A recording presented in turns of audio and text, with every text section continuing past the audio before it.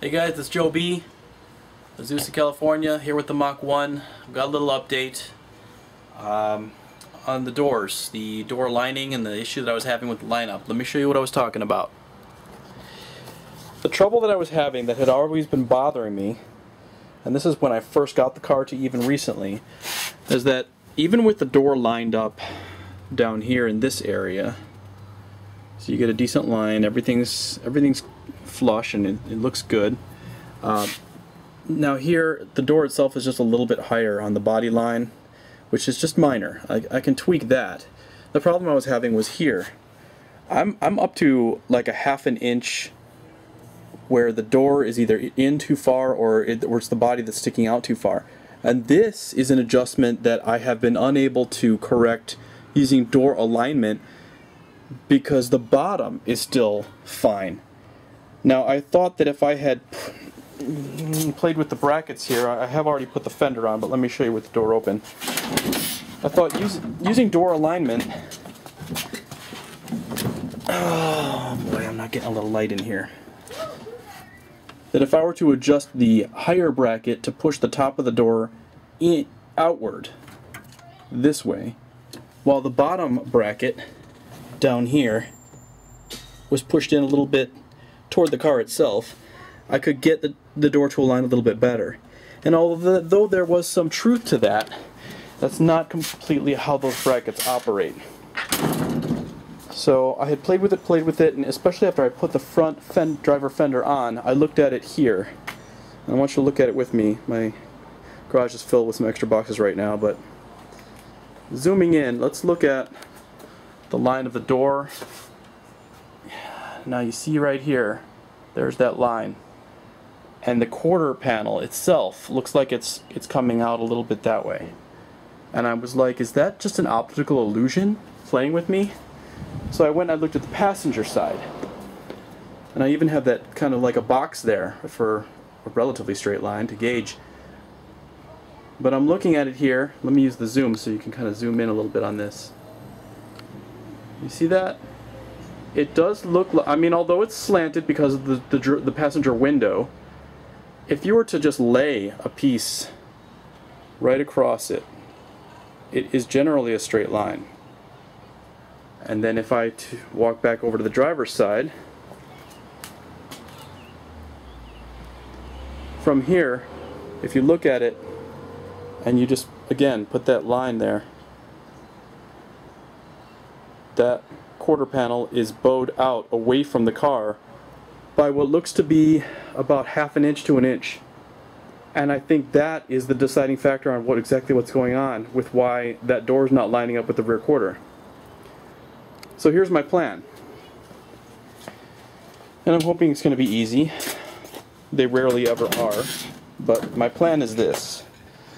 The two ways that you can do this are to rehang the quarter, which is break all the welds. Under here, you can melt that and break those welds. You break the welds in the back and you just mess with everything. But I'm thinking maybe I don't have to get that drastic. What if I just took the cutoff tool and I cut, just a nice clean line right here, straight, and then I followed it and I cut clean down here, right along the seam where the quarter lines up. And I don't even have to go that far. I can probably stop right about here, just like I did with the rear. And I just fold it all back in. And another thing that just occurred to me is this is probably like this as a result of the issues I was having with the hit that I had taken on the rear right quarter, and how that had to be adjusted. Is that the force of the crash probably hit the rear right quarter and just kind of worked its way throughout.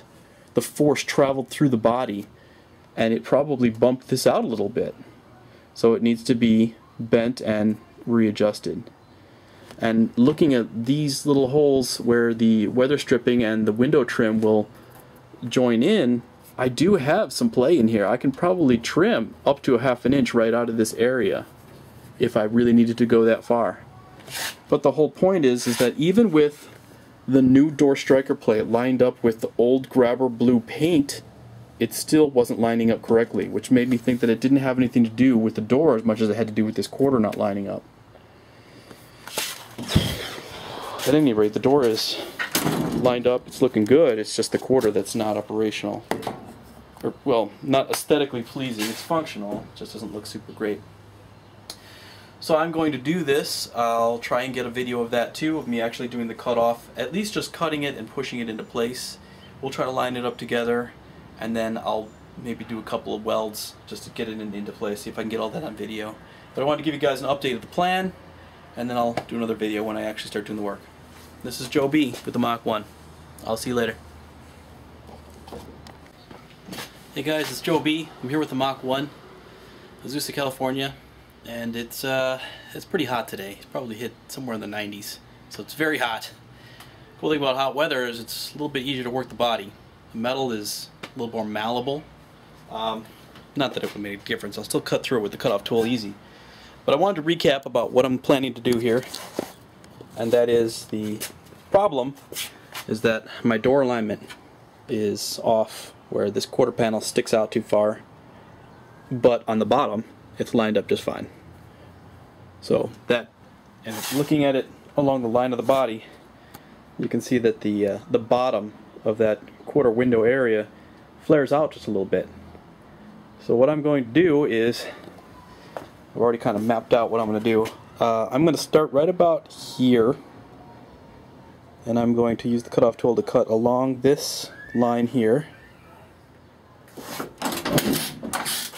And then I'm going to continue down this line, just inside where the lip is, because that's where the tack welds would be. And so instead of grinding those out and redoing it, I'm just going to cut this and then re-weld it all the way down to about this spot.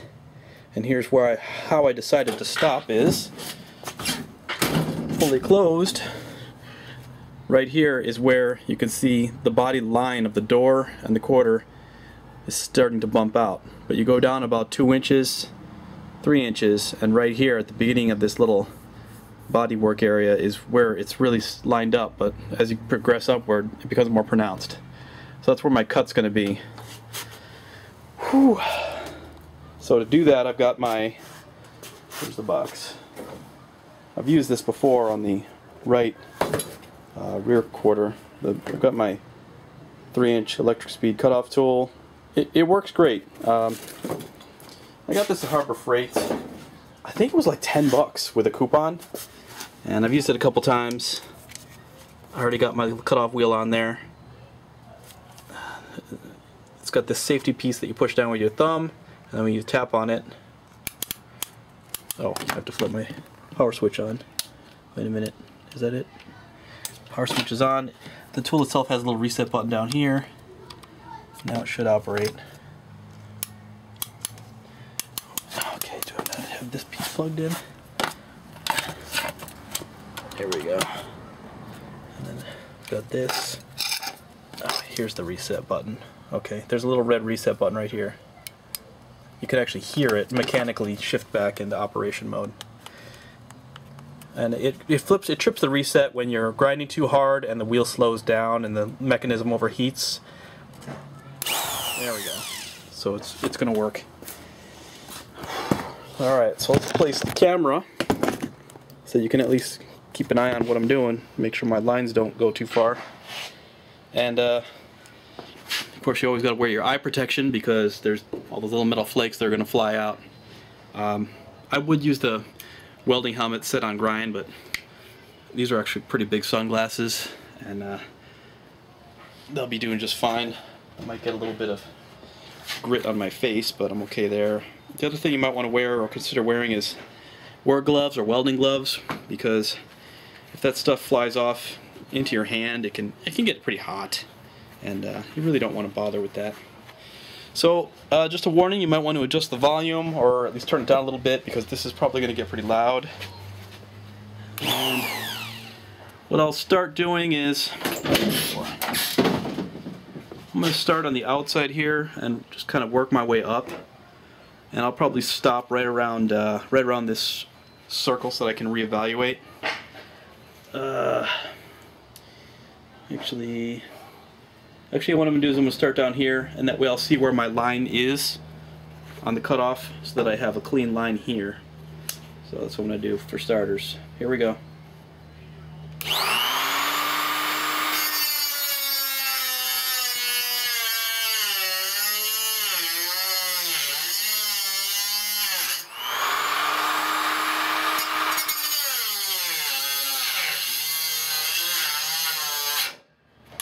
Yeah, I tripped the reset on it because I was grinding too hard. So that'll give us a second to observe the progress. As I started with the line right here, as soon as I open it up a little bit wider, I'll reposition the wheel and start working my way down, and then I'll probably take a turn because the metal will warp a little, not warp, but the metal will get hot, and I'm going to give it just a few minutes to cool down while I work the top area up here too. So let's reposition our eyes over here and get back to work. Okay, we're doing this together, win or lose. Alright, flip the red reset switch, and here we go.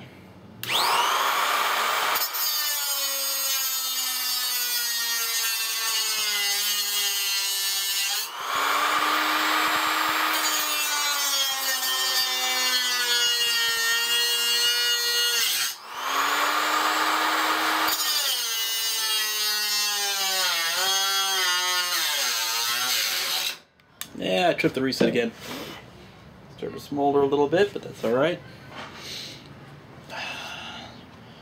Really trying to work that cut. There we go. Alright, come on.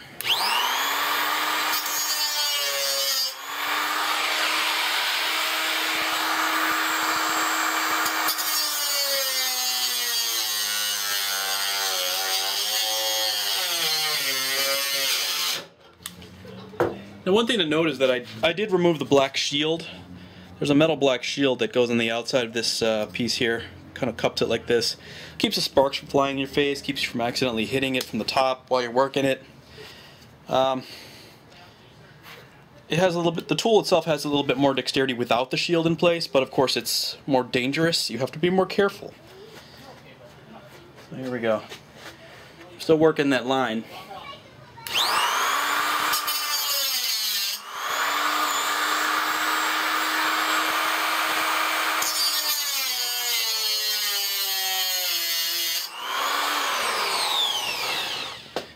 Metal sparks shards all over my work pants. Bad no-no. But you know how guys are, they go right out to the garage, start messing around no matter what clothes they got on. So here we go.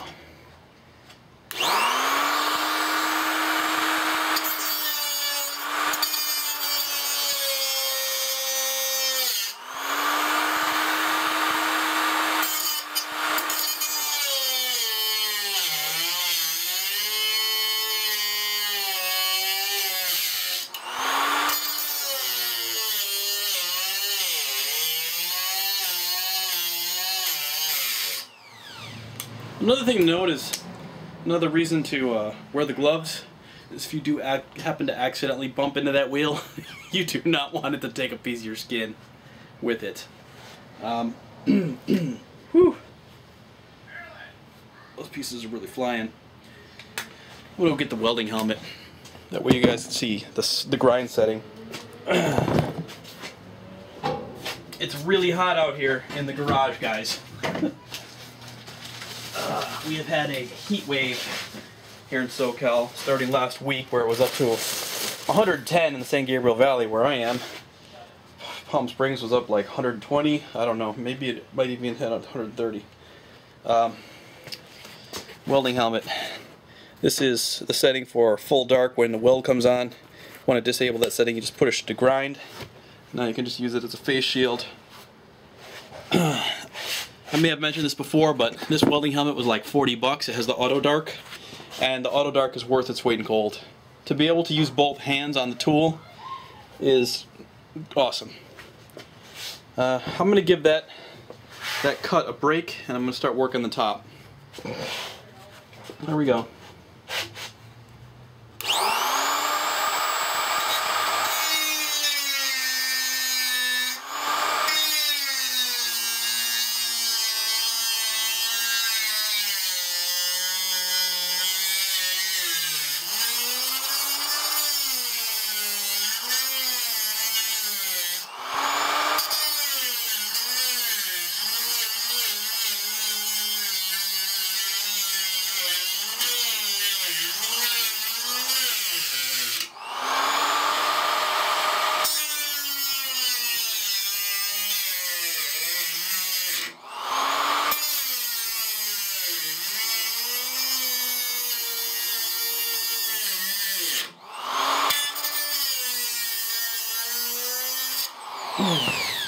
Now that it got in there, it's just cutting like butter. I want to give you a first-hand shot of this. I know you've been wanting to see the cut.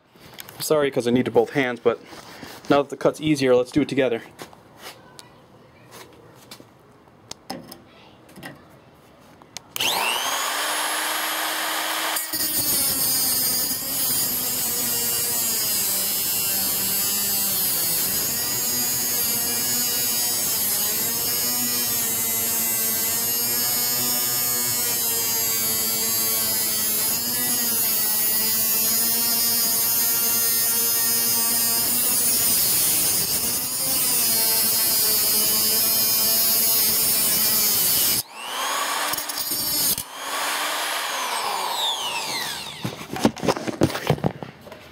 Okay, as you can see, once you get that thing lined up, if you're on a straight panel and you've got plenty of room to work, you can really angle that thing just right.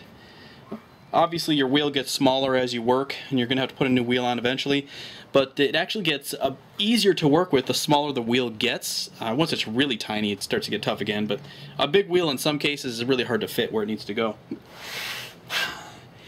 Alright, I'm not seeing the body flex any yet from this side. I'm really hoping I made the correct choice in cutting up along here. Probably because I still have to cut here, but now that we're into it, let's continue through with the plan and see how this works out. I'm going to work the lower cut now.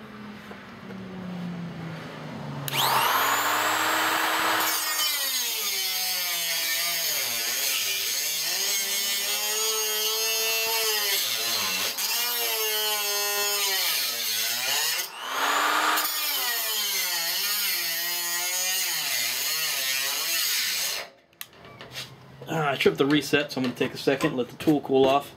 Really what I think it is when the RPMs go down in the tool, the little internal fan in there has a hard time keeping the mechanism cool just with air, so it shuts it off so that it can cool quicker. Give it a couple blows on the inside, hit the red switch, and you're ready to go. Alright. It's hard to press it with my gloved hand.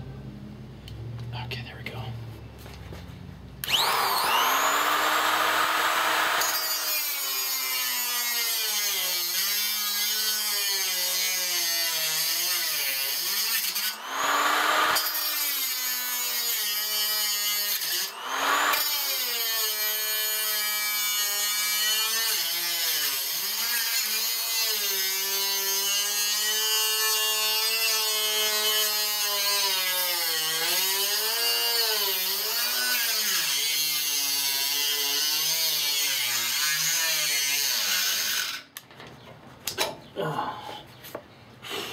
Alright, let's take a progress check while the tool cools off.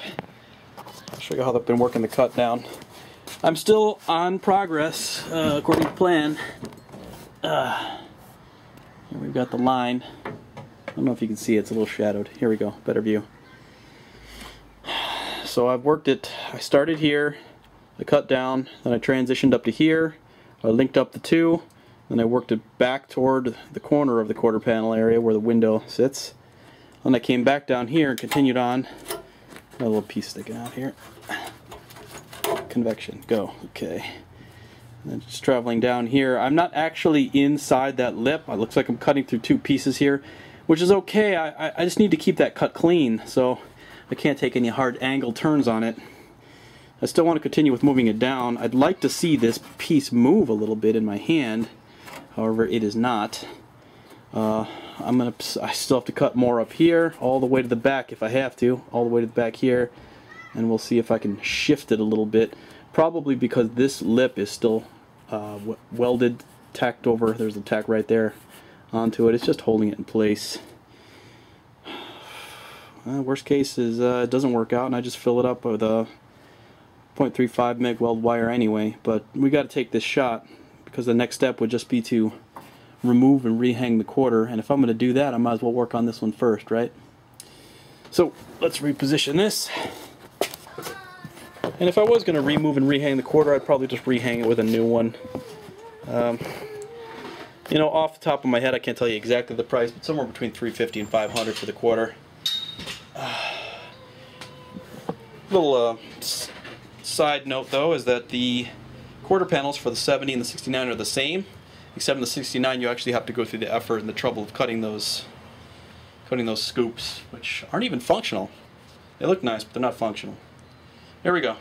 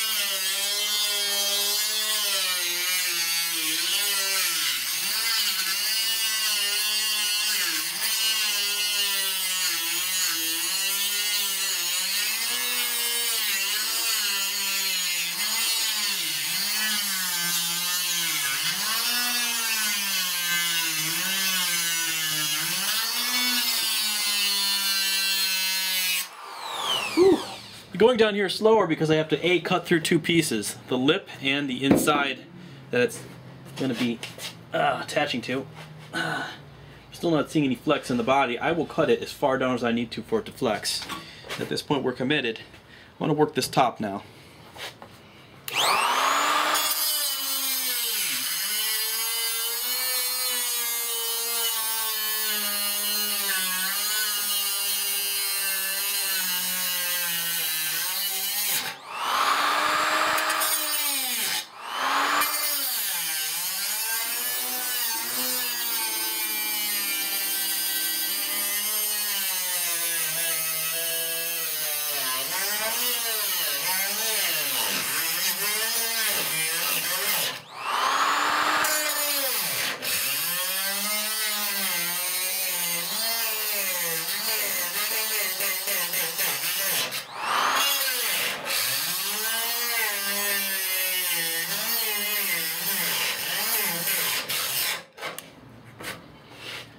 Okay, I tripped the reset, so we're going to take a second, give the tool a rest, see if I can flex this body.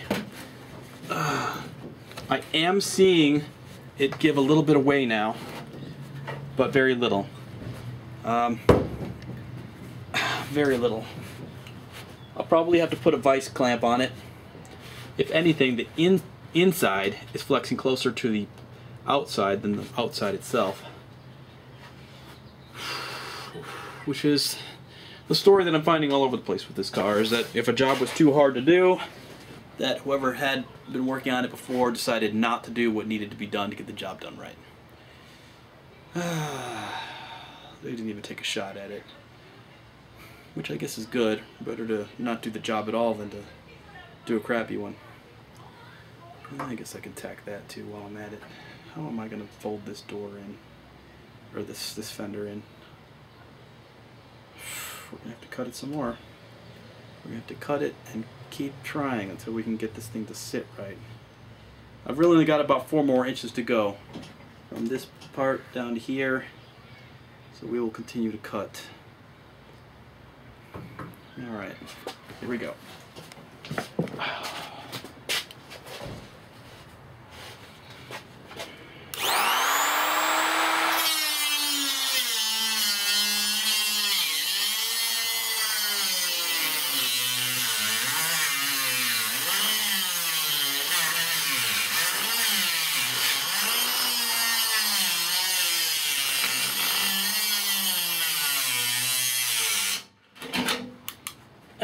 The reset tripped again, and I was not ready for it to trip. Come on. Still got more work to do.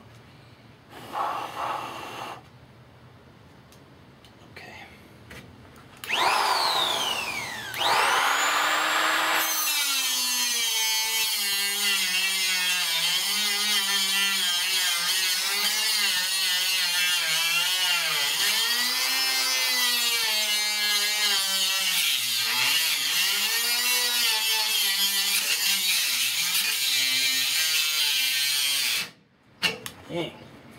really hard to work that angle.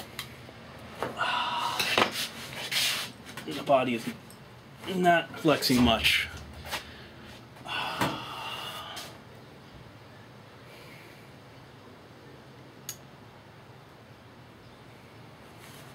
already cut up here. If I could even just gain 1/8 of an inch, that would help. When I push it here, it folds down. And actually, you know what? It just looks like the metal's touching. That's why it's not going too far. But if I cut that piece out, it would probably fold a little more. Yeah, you know what? It is flexing. It's just touching right here at the very tip, the pinnacle of this whole situation. If I cut that piece out, I can probably fold it as much as I need to. Maybe even pop in a little strip or something. That'll work. Here we go.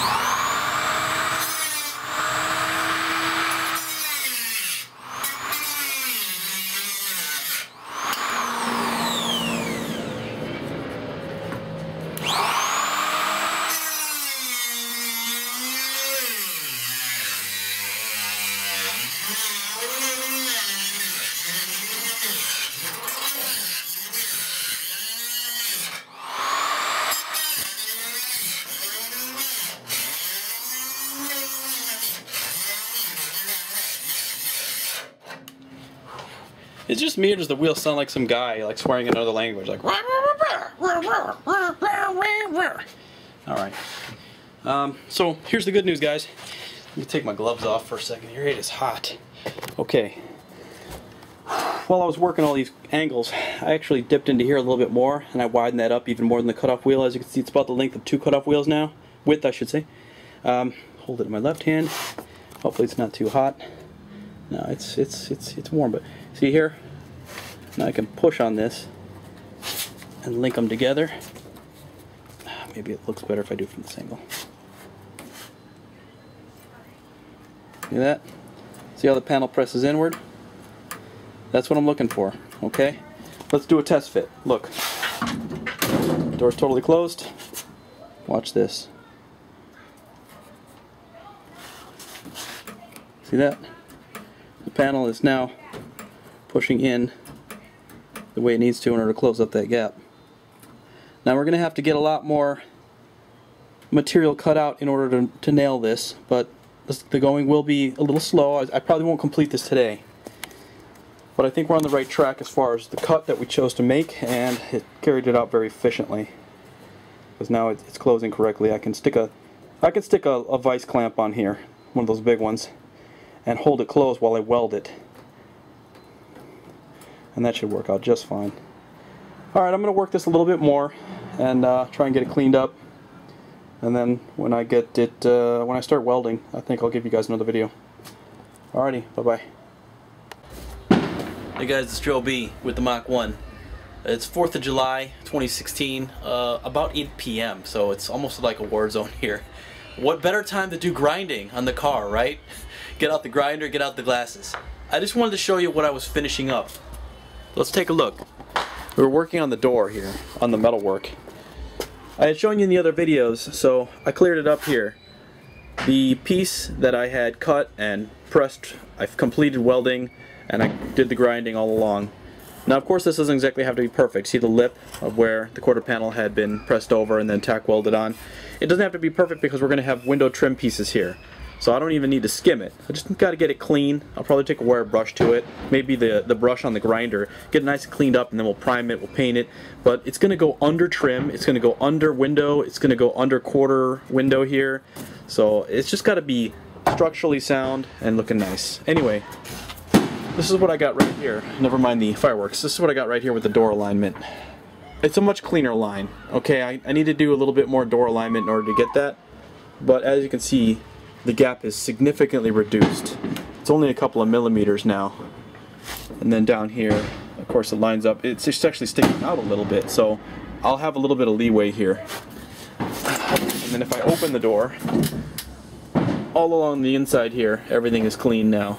I might have to do a little bit of touch-up grind, but everything is ready for just a little bit of skim, and then we'll just prime and paint. So it's looking really clean.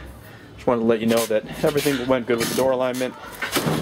And that's what the car deal is here on the 4th of July, finishing up car stuff. This is Joe B with the Mach 1. See you later.